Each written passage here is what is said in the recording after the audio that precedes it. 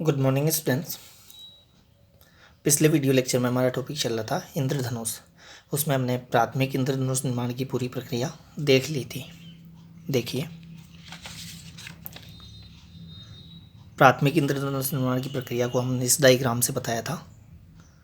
ऐसा होता है जल की किसी बूंद के भीतर प्राथमिक इंद्रधनुष निर्माण की प्रक्रिया के दौरान। ये एक बूंद के भीतर बताया हमने। क्लियर बात। हमने यहाँ निर्गत प्रकाश जो है उसमें लाल वर्ण को आपतित प्रकाश के सापेक्ष 42 डिग्री के कोण पर निर्गत होते हुए दिखाया है। बैगनी वर्ण के प्रकाश को आपतित प्रकाश के सापेक्ष 40 डिग्री के कोण पर निर्गत होते हुए बताया है। क्लियर बात। यहाँ हमने अपवर्तन बताया था। अपवर्तन होते ही वर्ण विक्षेपण बताया था। श्वेत प्रकाश को 7 वर्णों में विभक्त हुए बताया है। 7 वर्ण यहाँ आए थे। यहाँ आंतरिक परावर्तन हुआ था। आंतरिक परावर्तन से ये हमें परावर्तित किरणें मिली थी। यहाँ फिर उनका अपवर्तन होगा। सबसे ऊपर वर्ण जो निकला है वो वायलेट है, सबसे नीचे रेड है, अन्य 5 वर्ण के बीच में है। आंतरिक परावर्तन कितनी बार बताया हमने प्राथमिक इंद्रधनुष निर्माण की प्रक्रिया में? 1 बार बताया। 2 बार अपवर्तन, 1 बार आंतरिक परावर्तन। क्लियर है। वर्ण विक्षेपण तो होगा ही, कब? जब अपवर्तन होगा, यहाँ पहली बार। क्लियर है। प्राथमिक इंद्रधनुष निर्माण का डायग्राम ये था। क्लियर है। दृष्टा की आंख में सबसे ऊपरी जो वर्ण है वो पहुंचा है लाल, सबसे नीचे वाला वर्ण है वो है बैगनी, अन्य 5 वर्ण इसके बीच में। तो सबसे ऊपरी चाप जो है प्राथमिक इंद्रधनुष का वो लाल वर्ण का, सबसे नीचे वाला चाप बैगनी वर्ण का, अन्य वर्ण के चाप इन दोनों चापों के बीच में। क्लियर बात। 2 डिग्री की कोणीय चौड़ाई हमने बताई थी। आंतरिक परावर्तन 1 बार। क्लियर है। आज हम प्रत्येक इंद्रधनुष निर्माण की बात करेंगे। हाँ, प्राथमिक इंद्रधनुष निर्माण में हमने 3 चरणीय प्रक्रम बोला था इसको। अपवर्तन 2 बार, 1 बार यहाँ, 1 बार यहाँ। आंतरिक परावर्तन 1 बार यहाँ पर। क्लियर बात। वर्ण विक्षेपण तो घटित होता ही है, वो तो अपवर्तन में ही घटित हो जाता है। अब वर्ण विक्षेपण अपवर्तन में ही घटित होता है। क्लियर बात।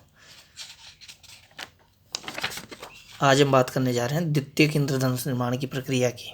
तो देखिए, द्वितीयक इंद्रधनुष में हम पहले भी बात कर चुके हैं पिछले वीडियो लेक्चर में कि वर्णक्रम जो है वो प्राथमिक इंद्रधनुष के वर्णक्रम का ठीक विपरीत होता है। प्राथमिक इंद्रधनुष में सबसे ऊपरी चाप जो है वो लाल वर्ण का दिखलाई पड़ता है दृष्टा को, जबकि सबसे नीचे वाला चाप बैगनी वर्ण का दिखलाई पड़ता है। जबकि द्वितीयक इंद्रधनुष में सबसे बाहरी चाप बैगनी वर्ण का, सबसे आंतरिक चाप लाल वर्ण का। प्राथमिक इंद्रधनुष 2 डिग्री की कोणीय चौड़ाई में दिखलाई पड़ता है, ये 3 डिग्री की कोणीय चौड़ाई में दिखलाई पड़ेगा। वो 2 डिग्री की में इसलिए दिखलाई पड़ता था क्योंकि वहाँ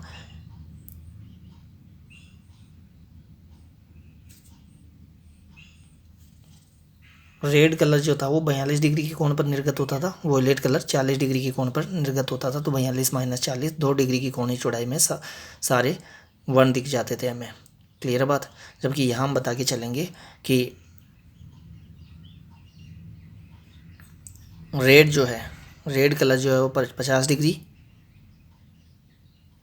के कोण पर निर्गत होता है आपतित प्रकाश किरण के सापेक्ष। आपतित प्रकाश के सापेक्ष ये जो निर्गत लाल वर्ण है वो 50 डिग्री के कोण पर निर्गत होगा, जबकि ये वॉयलेट 53 डिग्री के कोण पर निर्गत होगा। तो 53 - 50 कितना होगा? 3 डिग्री की कोणीय चौड़ाई में बनेगा। अभी नेक्स्ट पेज पे हम द्वितीयक इंद्रधनुष निर्माण की प्रक्रिया की बात करेंगे, उसमें हम डिटेल में इस बात को बताएंगे भी। यहाँ तो हम ये बता रहे हैं कि द्वितीयक इंद्रधनुष निर्माण की प्रक्रिया में किसी एक बूंद के भीतर क्या होता है, कौन सी प्रक्रिया घटित होती है। ऐसा ही फिर सब जल बूंदों के भीतर होगा। कब? जब द्वितीयक इंद्रधनुष निर्माण होगा तब। क्लियर बात। यहाँ आंतरिक परावर्तन 2 बार दिखा रहे हैं हम। देखिए, पूरा देखते हैं। ये हमने सनलाइट ली है। सूर्य का प्रकाश श्वेत प्रकाश होता है, तो श्वेत प्रकाश की कोई एक किरण हमने यहाँ आकर आपतित होते हुए ली है। इसमें 7 वर्ण है। कितने वर्ण है? 7 वर्ण है। लेकिन वो 7 दिखेंगे नहीं क्योंकि ये निर्वातीय वायु है बाहर। निर्वातीय वायु अपरिक्षेपी माध्यम होता है, तो उसमें तो हमें श्वेत प्रकाश ही दिखेगा। लेकिन जैसे ही ये श्वेत प्रकाश जल के भीतर प्रवेश करेगा, इट मीन्स विरल से सघन माध्यम में जाएगा, तो यहाँ अपवर्तन के साथ साथ वर्ण विक्षेपण होगा। वर्ण विक्षेपण होगा। क्यों? क्योंकि जल जो है वो परिक्षेपी माध्यम है, वो श्वेत प्रकाश के अलग अलग वर्णों के लिए अलग अलग अपवर्तनांक प्रदर्शित करता है। अब सबसे कम अपवर्तनांक प्रदर्शित करता है रेड के लिए, इसलिए रेड का अपवर्तन जो है, रेड का अपवर्तन सबसे कम होगा। और वॉयलेट के लिए सबसे ज़्यादा अपवर्तनांक प्रदर्शित करता है, इसलिए वॉयलेट का अपवर्तन सबसे ज़्यादा होगा। तो देखिए आपतित प्रकाश की मूल दिशा हम ये ले सकते हैं सीधी, मूल दिशा से थोड़ा सा विचलित होगा कौन, लाल वर्ण, और ज़्यादा विचलित होगा कौन, बैंगनी वर्ण। अन्य 5 वर्ण इसके बीच में विचलित होंगे। क्लियर है बात। वैसी बातें हमने प्रिज्म में भी की थी और पिछले वीडियो लेक्चर में भी की थी। क्लियर है बात, वही बात है ये। तो डिफरेंस तो इस दूसरी बार होने वाले आंतरिक परावर्तन के कारण आएगा, दूसरी बार होने वाले आंतरिक परावर्तन के कारण आएगा। ये बात, ऐसी बात प्राथमिक इंद्रधनुष निर्माण में भी थी। उसमें भी सबसे कम विचलन रेड का था, सबसे ज़्यादा विचलन वोयलेट का था। क्लियर है बात। अब वोयलेट यहाँ आया, रेड यहाँ आया, ये आपतन बिंदु हो गए इनके लिए। अब यहाँ इन आपतन बिंदुओं पर ये कौन से अंतरापरस्पर आकर आपतित हुई है, ये दोनों वर्ण, ये सघन, ये विरल, सघन विरल अंतरापरस्पर आकर आपतित हुए हैं। अगर यहाँ पर आपतन कोण का मान क्रांति कोण 48 डिग्री से ज़्यादा हो जाए तो इनका पूर्ण आंतरिक परावर्तन होगा। पूर्ण आंतरिक परावर्तन मत बोलिए, आंतरिक परावर्तन बोलिए, क्योंकि कुछ भाग बाहर भी निकल जाता है। आंतरिक परावर्तन होगा तो आंतरिक परावर्तन में परावर्तन के नियम ही लागू होते हैं। तो यहाँ पर हम अभिलंब खींच सकते हैं। अभिलंब कैसे खींचेंगे, इस बिंदु को अगर मैं इस गोलीय बूंद के सेंटर से मिला दूँ तो वो त्रिज्या बनेगी, और त्रिज्या गोलीय बूंद के लिए अभिलंब का काम करेगी। तो अभिलंब के साथ जितना कोण बनाते हुए किरण आई है उतना ही कोण बनाते हुए दूसरी ओर अभिलंब के आंतरिक परावर्तित हो जाएगी, परावर्तित हो जाएगी। तो ये परावर्तित होगी। ऐसे ही इसके लिए भी हम देख सकते हैं, ये आपतन बिंदु को इसके सेंटर से मिलाएंगे, अभिलंब बनेगा। अभिलंब के साथ जितना कोण बनाते हुए आकर आपतित हुई है, अभिलंब के दूसरी ओर उतना ही कोण बनाते हुए परावर्तित होकर चली जाएगी। क्लियर है बात। तो इन दोनों का आंतरिक परावर्तन हो गया। अब इन दोनों का ही नहीं होगा, वास्तव में सातों का होगा। हमने सबसे ऊपर वाली ली है, सबसे नीचे वाली ली है, रेड ली है, वोयलेट ली है, अन्य 5 इसके बीच में होंगे। तो अन्य 5 इन दोनों बिंदुओं के बीच में इस अंतरापरस्पर जलवायु अंतरापरस्पर आकर आपतित होंगे। उन पांचों का भी आंतरिक परावर्तन होगा, और वो पांचों इन दोनों बिंदुओं के बीच में इस अंतरापरस्पर आकर कहीं ना कहीं टकराएंगे। फिर से यहाँ पर सघन विरल अंतरापरस्पर आकर आपतित हुए हैं वो सातों वर्ण। यहाँ हमने 2 ही दिखाए हैं आप आकर आपतित होते हुए। देखिए एक ये, एक ये, 2 ही आपतित नहीं होंगे, सातों वर्ण आपतित होंगे। फिर सातों वर्णों के लिए अगर आई ग्रेटर आई सी हो गया, आपतन कोण का मान क्रांति कोण 48 डिग्री के मान से ज़्यादा हो गया, तो उस केस में फिर से ये सातों वर्ण पूर्ण आंतरिक परावर्तित होंगे। पूर्ण आंतरिक परावर्तित नहीं होंगे, आंतरिक परावर्तित होंगे। कुछ भाग निर्गत भी हो जाएगा, बाहर जल बूंद से वायु में भी निकल जाएगा। क्लियर बात। तो कुछ भाग तो यहाँ भी निकल गया था वायु में, कुछ भाग यहाँ। इसीलिए ये जो प्रकाश किरण है इनकी तीव्रता काफ़ी कम हो गई है। इसीलिए हमने कहा था पिछले वीडियो लेक्चर में कि द्वितीयक इंद्रधनुष की तीव्रता प्राथमिक इंद्रधनुष की तीव्रता से थोड़ी कम होती है। इट मीन्स द्वितीयक इंद्रधनुष कम चमकीला दिखाई देता है द्वितीयक प्राथमिक इंद्रधनुष की तुलना में। वो इसीलिए क्योंकि इसमें आंतरिक परावर्तन 2 बार घटित हो रहा है। क्लियर है बात। एक बार यहाँ सातों का आंतरिक परावर्तन, एक बार यहाँ सातों का आंतरिक परावर्तन। हम हालांकि डायग्राम में यहाँ 2 का आंतरिक परावर्तन दिखा के चल रहे हैं, अन्य 5 इन 2 के बीच में होंगे। क्लियर बात। अब ये दूसरी बार आंतरिक परावर्तित होकर यहाँ आ गए हैं, ये एक वर्ण, ये दूसरा वर्ण, अन्य 5 वर्ण इसके बीच में। अब वर्णों का क्रम देखिए आप, यहाँ पर रेड ये है, नीचे है वोयलेट, ऊपर है। क्लियर बात। एक बार आंतरिक परावर्तन के बाद में यहाँ पर देखिए ये क्रॉस करके गए हैं यहाँ पर, तो ये आ गया है वोयलेट और ये आ गया है रेड। ये रेड था, ये रेड इस तरीके से आया, ये आया और इस तरीके से, तो ये रेड है। वोयलेट ये है, ये वोयलेट यहाँ आया, फिर यहाँ से यहाँ आया और ये हो गया। क्लियर बात। तो देखिए ये रेड जो है वो इस दिशा में निर्गत हुआ है, वोयलेट इस दिशा में निर्गत हुआ है। इट मीन्स आपतित प्रकाश किरण की दिशा के सापेक्ष रेड 50 डिग्री पर निर्गत हुआ है, ये 53 डिग्री पर निर्गत हुआ है, ये 53 डिग्री पर निर्गत हुआ है। ये देखिए ये और ये सीधी है यूँ, इतना हम जानते हैं। जैसे जैसे ये ऐसी होती जाएगी वैसे वैसे इसके पैरेलल होती जाएगी आपतित प्रकाश किरण की, और पैरेलल होगी तो फिर 0 डिग्री की तरफ होता जाएगा। तो ये वाला कोण ज़्यादा है, ये जैसे जैसे ऐसे होती जाएगी वैसे वैसे कोण कम होता जाएगा, कम होता जाएगा, कम होता जाएगा। और ये जब ऐसे हो जाएगी तो 0 डिग्री हो जाएगा ना। इसीलिए देखिए ये वाला कोण 50 डिग्री बताया, जबकि आपको ये लग रहा होगा कि ये वाला कोण ज़्यादा है और ये वाला कोण कम है, जबकि ऐसा नहीं है। देख सकते हैं आप। तो ये 53 डिग्री पर निर्गत हुई, ये 50 डिग्री पर निर्गत हुई। 2 बार आंतरिक परावर्तन की हमने बात करी। प्राथमिक इंद्रधनुष से आप इसको कंपेयर करें तो देखिए उसमें 1 बार आंतरिक परावर्तन हुआ था। पेज को मोड़ देता हूँ। ये देखिए आप कंपेयर कीजिए, ये 2 बार आंतरिक परावर्तन, इसमें 1 बार आंतरिक परावर्तन, केवल यहाँ आंतरिक परावर्तन हुआ है सातों वर्णों का। क्लियर बात। यहाँ भी पहली बार अपवर्तन में सबसे कम विचलन रेड का ही हुआ है, यहाँ भी पहली बार अपवर्तन में सबसे कम विचलन रेड का ही हुआ है, ज़्यादा विचलन वोयलेट का हुआ है। क्लियर बात। फिर यहाँ पहला आंतरिक परावर्तन हुआ, फिर पहले आंतरिक परावर्तन के बाद में ये यहाँ पर आकर टकराई, अन्य 5 वर्ण इनके बीच में होंगे। फिर यहाँ दूसरी बार आंतरिक परावर्तन होगा, उस दूसरी बार आंतरिक परावर्तन में वर्णों का क्रम वापस उल्टा हो गया है। देखिए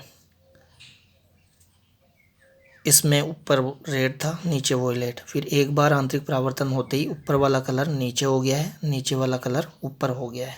क्लियर बात।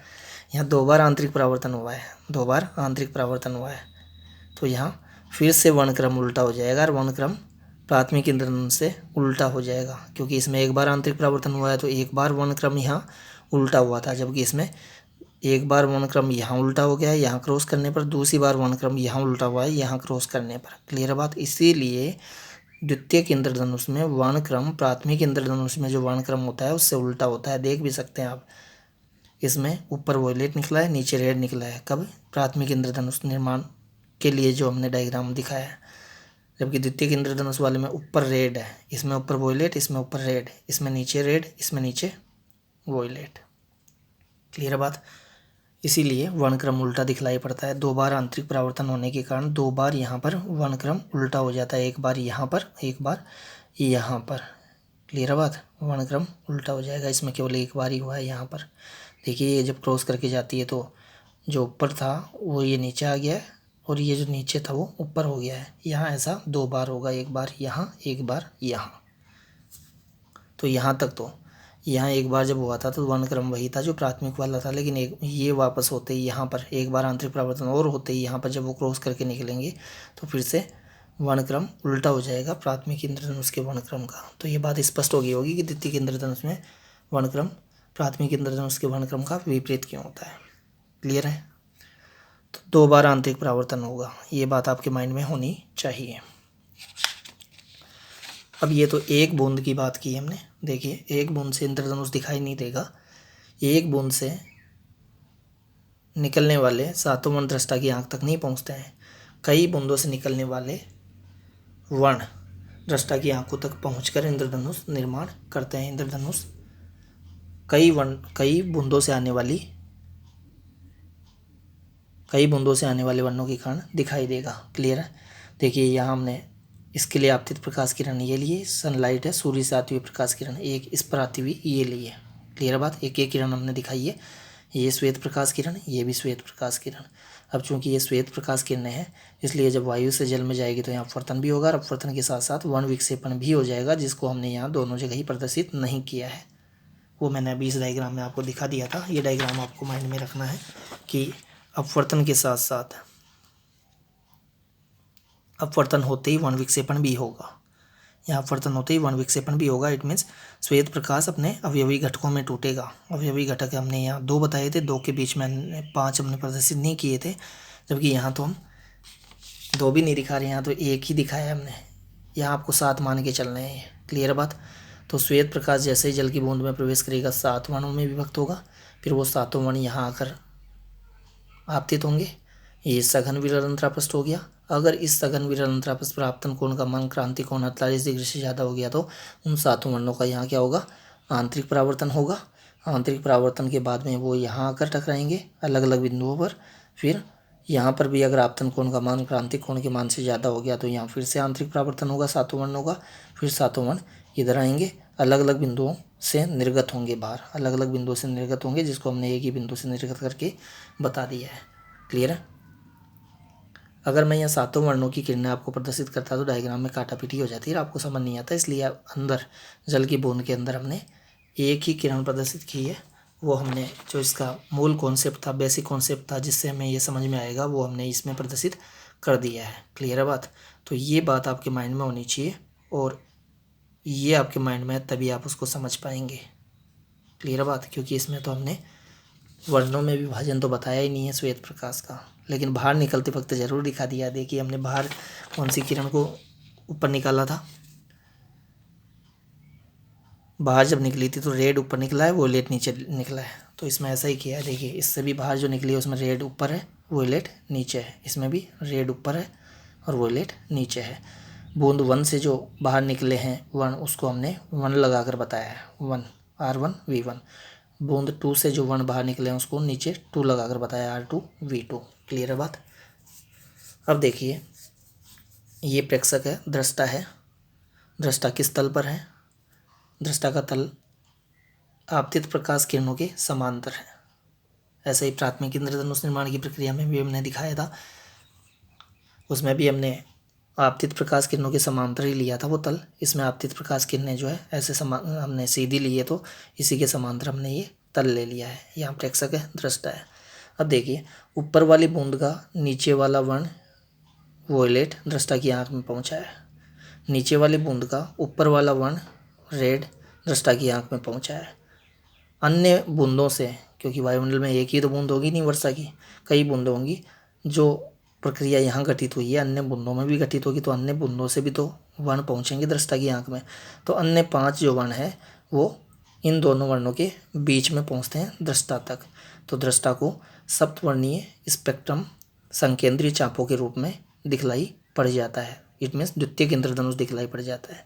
देखिए द्वितीयक इंद्रधनुष में दृष्टा को सबसे ऊपरी चाप दिखा है वोयलेट, क्योंकि वोयलेट सबसे ऊपरी वर्ण जो दृष्टा की आंख में पहुंचा है वो वोयलेट है। सबसे नीचे वाला वर्ण जो दृष्टा की आंख में पहुंचा है वो रेड है। अन्य 5 वर्ण इसके बीच में है। तो इस इंद्रधनुष में सबसे ऊपरी चाप बैंगनी दिखेगा, सबसे नीचे वाला चाप रेड दिखेगा, अन्य 5 वर्ण बीच में दिखेंगे। क्लियर बात। अभी हमने बात की थी कि आपतित प्रकाश के सापेक्ष, आपतित प्रकाश के सापेक्ष 2 बार पूर्णांतरिक परावर्तन जब होता है तो निर्गत प्रकाश में लाल वर्ण 50 डिग्री पर निर्गत होता है, बैंगनी वर्ण 53 पर, लाल वर्ण 50 पर निर्गत हो रहा है। तो देखिए इसका जो रेड है वो 50 डिग्री पर बताया है, वोयलेट जो है वो 53 डिग्री पर बताया है। वोयलेट चाहे आप इसका बताएं तो भी 53 डिग्री, इसका बताएं तो भी 53 डिग्री। रेड चाहे आप इसका बताएं तो भी 50 डिग्री, इसका बताएं तो भी 50 डिग्री। क्लियर है बात। तो यहाँ मैंने ये 53 डिग्री दिखाया, ये 50 डिग्री दिखाया है। तो ये कितनी चौड़ाई बच गई, कोणीय चौड़ाई कितनी बची, 53 - 50 3 डिग्री। तो 3 डिग्री की कोणीय चौड़ाई में द्वितीयक इंद्रधनुष के 7 वर्ण दिख जाएंगे, पूरा स्पेक्ट्रम दिख जाएगा। क्लियर है बात। तो प्राथमिक इंद्रधनुष की कोणीय चौड़ाई हमने बताई थी 42 degree - 40 degree equal to 2 degree. इसकी कोणीय चौड़ाई बताई है हमने 53 degree - 50 degree equal to 3 degree. Clear है बात। प्राथमिक इंद्रधनुष निर्माण की प्रक्रिया के दौरान आंतरिक परावर्तन एक बार हुआ था, इसके निर्माण की प्रक्रिया के दौरान आंतरिक परावर्तन 2 बार हुआ है, 2 बार हुआ है। चूँकि यहाँ आंतरिक परावर्तन 2 बार हुआ है इसीलिए यहाँ प्रकाश ऊर्जा की कुछ हानि भी होगी, क्योंकि आंतरिक परावर्तन हुआ है, पूर्ण आंतरिक परावर्तन नहीं हुआ है। इस आंतरिक परावर्तन में भी कुछ प्रकाश बाहर भी निकल जाएगा वायुमंडल में, यहाँ पर भी कुछ प्रकाश बाहर भी निकल जाएगा वायुमंडल में। तो ये जो प्रकाश निर्गत हो जाएगा बूंद से वो 2 बार आंतरिक परावर्तन के पश्चात निर्गत होकर आया है। इसीलिए इसकी तीव्रता जो है प्राथमिक इंद्रधनुष में, जहाँ एक बार आंतरिक परावर्तन के पश्चात निर्गत होकर आता है प्रकाश, उससे कम होती है यहाँ तीव्रता। इसीलिए द्वितीयक इंद्रधनुष प्राथमिक इंद्रधनुष की तुलना में अपेक्षाकृत कम चमकीला दिखाई देता है। कौन? द्वितीयक कम चमकीला होता है, प्राथमिक उसकी तुलना में थोड़ा ज़्यादा चमकीला होता है। द्वितीयक के निर्माण में आंतरिक परावर्तन 2 बार, प्राथमिक के निर्माण की प्रक्रिया में आंतरिक परावर्तन 1 बार, अपवर्तन दोनों में ही 2-2 बार। चाहे प्राथमिक इंद्रधनुष हो चाहे द्वितीयक इंद्रधनुष हो, दोनों में ही अपवर्तन 2 बार ही होता है। एक बार बूंद के बाहर से बूंद के अंदर जाते वक्त, एक बार अंदर से बाहर आते वक्त। क्लियर बात। वर्ण विक्षेपण एक बार होता ही है, कब? जब श्वेत प्रकाश बूंद के भीतर प्रवेश करता है तब जो अपवर्तन होता है, सो अपवर्तन के साथ वर्ण विक्षेपण भी हो जाता है। क्लियर बात। द्वितीयक इंद्रधनुष निर्माण की प्रक्रिया 4 चरणीय प्रक्रिया है, 4 चरण की प्रक्रिया है। 4 चरण कौन से? 2 बार अपवर्तन और 2 बार आंतरिक परावर्तन, 2 बार अपवर्तन 2 बार आंतरिक परावर्तन, 4 हो गए। जबकि उसमें 2 बार अपवर्तन 1 बार आंतरिक परावर्तन, तो वो 3 चरणीय प्रक्रम, ये 4 चरणीय प्रक्रम। वो 3 स्टेप प्रोसेस, ये 4 स्टेप प्रोसेस। क्लियर है बात। यहाँ वर्णक्रम उल्टा क्यों हुआ उसका कारण मैंने बता दिया है। यहाँ आंतरिक परावर्तन 2 बार होता है, तो दूसरी बार जो आंतरिक परावर्तन होगा उसके कारण वर्णक्रम जो है इसमें विपरीत हो जाता है, प्राथमिक इंद्रधनुष में जो वर्णक्रम है उसका। तो कैसे याद रखेंगे वर्णक्रम को आप? प्रिज्म वाला वर्णक्रम आप ध्यान रखिए, प्रिज्म में आधार की तरफ वॉयलेट निकलती है और शीर्ष की तरफ रेड निकलती है। इट मीन्स ऊपर वाला वर्ण जो है प्रिज्म में वो रेड है, नीचे वाला वॉयलेट है। तो प्रिज्म में जो वर्णक्रम है वो वर्णक्रम तो होता है प्राथमिक इंद्रधनुष का, ऐसे याद रखिए आप। इट मीन्स प्राथमिक इंद्रधनुष में सबसे ऊपरी चाप रेड वर्ण का, सबसे नीचे वाला चाप बैगनी वर्ण का। अब इसका उल्टा कर दीजिए तो वो द्वितीय इंद्रधनुष में बन जाएगा। इट मीन्स द्वितीय इंद्रधनुष में सबसे ऊपरी चाप बैगनी वर्ण का, सबसे नीचे वाला चाप रेड वर्ण का। तो ये माने डिफरेंस भी बोलते हैं, बोर्ड एग्जाम में इनके डिफरेंस पूछे जा सकते हैं कि प्राथमिक इंद्रधनुष व द्वितीय इंद्रधनुष में अंतर क्या है।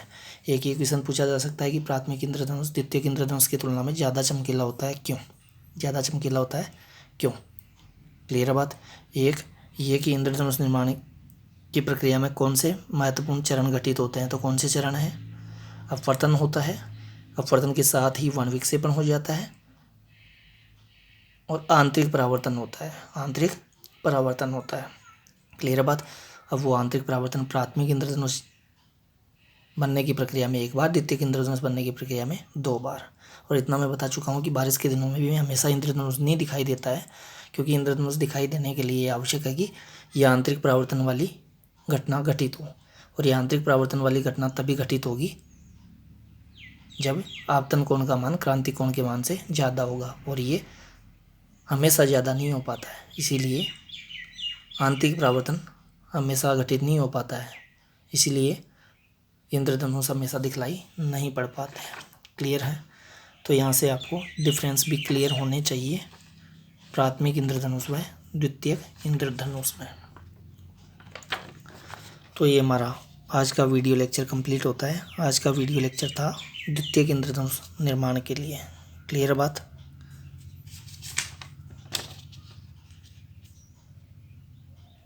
ये दोनों डायग्राम आपके माइंड में होने चाहिए।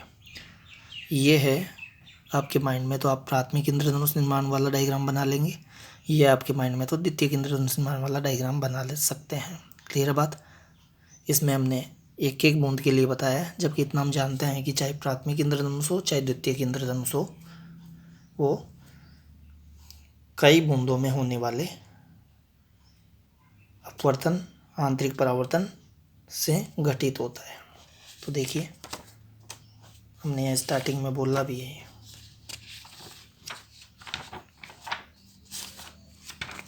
ये देखिए, ये बात आपको पता होनी चाहिए।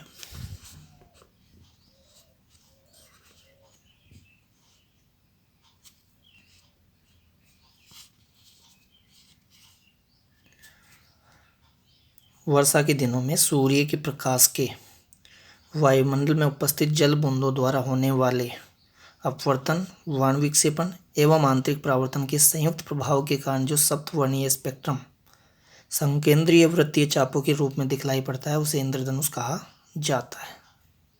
क्लियर बात। कौन कौन सी प्रक्रियाओं के संयुक्त प्रभाव का परिणाम बताया इसको? अपवर्तन जो कि 2 बार होता है, चाहे प्राथमिक इंद्रधनुष बने चाहे द्वितीय इंद्रधनुष। वर्ण विक्षेपण जो कि पहली बार होने वाले अपवर्तन के साथ ही घटित हो जाता है, जब सूर्य का श्वेत प्रकाश वायुमंडल से जल की बूंदों में प्रवेश करता है, तब वर्ण विक्षेपण भी पहली बार होने वाले अपवर्तन के साथ ही घटित हो जाता है। आंतरिक परावर्तन प्राथमिक इंद्रधनुष निर्माण में 1 बार, द्वितीय इंद्रधनुष निर्माण में 2 बार। क्लियर बात। अब यहाँ देखिए कब दिखेगा इंद्रधनुष। वो आंतरिक परावर्तन वाली बात तो मैंने बता ही दी कि आंतरिक परावर्तन तो घटित होना ही चाहिए इंद्रधनुष दिखने के लिए। यहाँ हमने बताया इंद्रधनुष दिखलाई पड़ने के लिए सूर्य प्रेक्षक की पीठ की ओर होना चाहिए, प्रेक्षक के सामने आकाश में वायुमंडल में वर्षा बूंदें होनी चाहिए। बारिश के दिनों में ही तो दिखेगा, बारिश के दिनों में भी तब जब अभी बारिश या तो हल्की हल्की हो रही हो या होकर अभी रुकी ही हो। इन दोनों ही स्थितियों में वायुमंडल में वर्षा की छोटी छोटी बूंदें विद्यमान होगी, और उन बूंदों से ही तो होगा सब जो कुछ भी होगा। क्लियर है बात।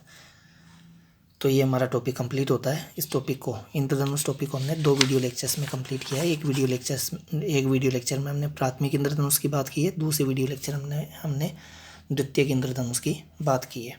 इनके डिफरेंस आपके माइंड में होने चाहिए, और ये जो किरण चित्र है इनके निर्माण की प्रक्रिया के, वो आपको बनाने आने चाहिए। इनकी आप रफ में प्रैक्टिस कीजिए। Thank you.